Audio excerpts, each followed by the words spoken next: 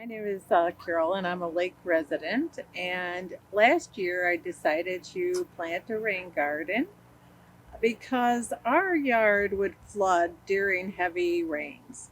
And we were unable to really plant grass or trees or bushes.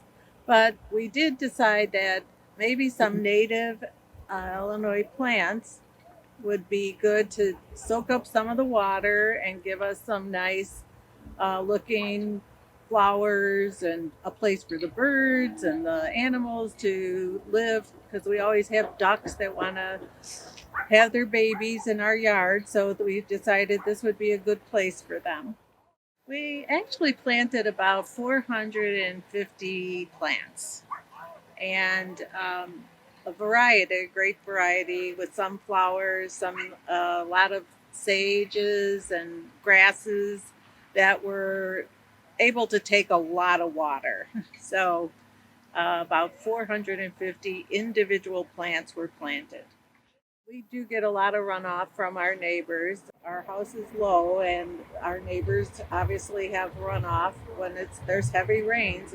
There's nothing to do but to come down and come into our yard. So yeah, the runoff caused a lot of the um, flooding in our yard.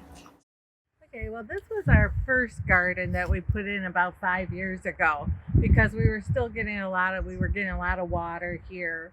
And so we planted just some hydrangeas and some black-eyed Susans, and they could really take the water and they just took off right here. But after a while, we decided it was still running down the lawn here, so we wanted to make it bigger and get some more plants in there.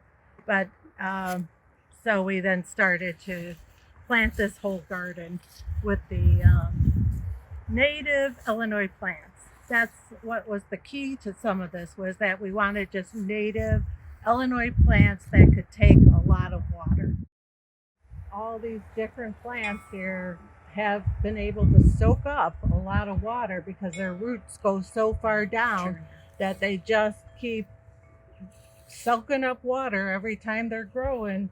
And it's the best thing that we ever did because it stops all the runoff, and it's good for the environment, and it's good for the birds and the whoever else wants to live in there.